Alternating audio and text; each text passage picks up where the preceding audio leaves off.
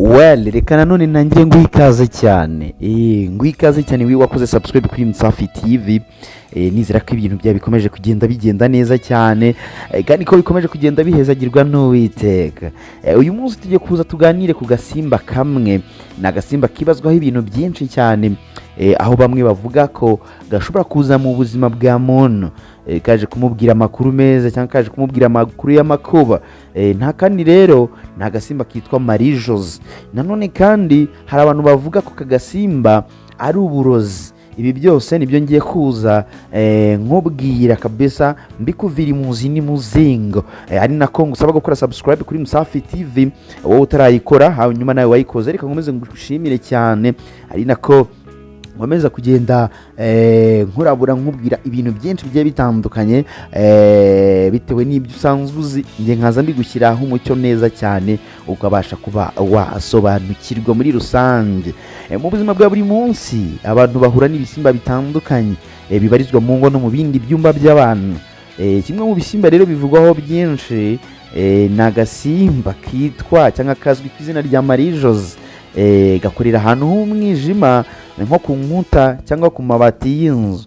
Ku bantu benshi rero kubona Marie Jose biba ari ikimenyetso gikomeye. Bamwe bakavuga ko kazana cyangwa kaba kaje kuzana ubutumwa bw'amahoro, abandi bakavuga ko ari agasimba k'uburozi gashobora kuzana urupfu. Ariko se uribaza ntibi bihuha bifite ishingiro, cyangwa se Marie Jose ni igisimba cy'uburozi cyangwa ni inyamaswa isanzwe nk'izindi zifite umumaro mu buzima bwa muntu? Reka dusobanukirwe neza ukuri n'ibinyoma biri muri bino bintu bikomeza kugenda bivugwaho kano gasimba muri rusange. Marie Jose rero nta gasimba gasanzwe kaba mu ngo, kagaragara cyane mu bihugu bifite ubushyuhe n'ubukonje bworoheje, harimo n'u Rwanda muri rusange. Urebye ku buryo kagaragara, ni agasimba gato cyane k'ishusho y'utuniga duto, gafite uruhu rufite amabara yijimye nijoro, gafite imirizo ifasha kugenda ku nkuta no hejuru y'amabati, kandi gafite ubugenge bwo kwihisha ku manywa, kakagaragara nijoro cyane cyane abantu baryamye. Kakajya ku nkuta cyangwa hejuru y'amabati gushaka udukoko tugatunga. Abantu benshi rero baragatinya bitewe n'ibihuha n'imyizerere ya kera ivuga ko karimo uburozi. Hari n'abavuga ko iyo Marie Jose iguye ku kintu cyo kurya cyangwa mu biryo, icyo kiribwa kiba cyanduye uburozi bushobora gutera urupfu. Abandi bavuga ko kaguye ku muntu kaba kaje kumumenyesha amakuru y'ibigiye kumubaho mu buzima bwe. Rimwe na rimwe kakazana amakuru meza, ubundi kakazana ibibi cyangwa ibimenyetso by'amakuba muri rusange. Ibi byose byaturutse ku myumvire y'abakurambere bashakaga gusobanura ibintu by'ikirere cyangwa ibyabaga bitunguranye bifite isura y'amayobera muri rusange. Nanone ariko turebye ku ruhande rwa siyansi, nta bushakashatsi na bumwe bwerekana ko Marie Jose ifite uburozi cyangwa ubushobozi bwo kwica umuntu. Abahanga rero mu binyabuzima bavuga ko Marie Jose ari igisimba kidafite ururimi rw'uburozi muri rusange, kandi kidashobora gusuka uburozi cyangwa kugira imiti ifite ingaruka mbi ku muntu.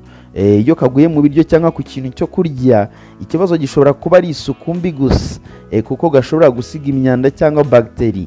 Rero iyo umuntu abiriye ibyo biryo cyangwa ibyo biribwa atabanje kubiteka neza cyangwa kubyoza neza, akaba ashobora kurwara indwara nk'indwara ziterwa na bacteries, ariko si uburozi bwa kamere nk'uko bivugwa. Hari nanone abavuga ko iyo Marie Jose yinjiye mu nzu, bishobora kuzana amakuru runaka, cyangwa ku muryango cyangwa ku muntu ururimo.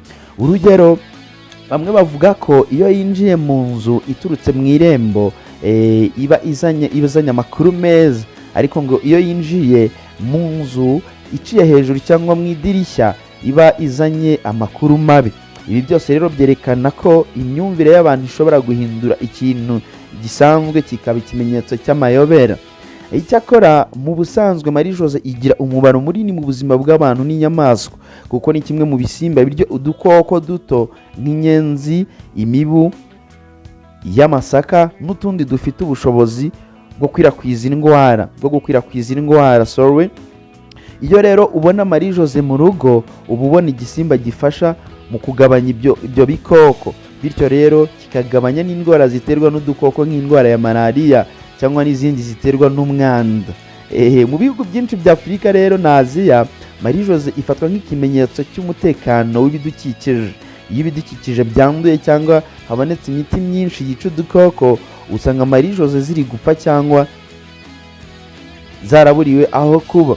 Bivuze ko iyo zikiri mu rugo ari ikimenyetso cy'uko hari ubuzima bwa kamere bukiriho kandi bugendanye n'imibanire myiza hagati y'abantu n'ibidukikije.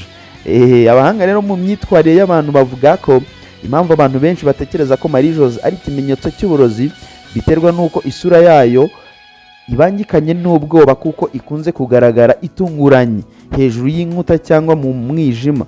Iyo umuntu rero ayibonye akikanga, ahita agenera icyo kintu isura mbi, akavuga ngo ni ikimenyetso cy'uburozi. Ni imyumvire y'ubwoba yagiye yigishwa n'abakuru ku bana bato, bikaza gukura mu mitima yabo kugeza n'uyu munsi.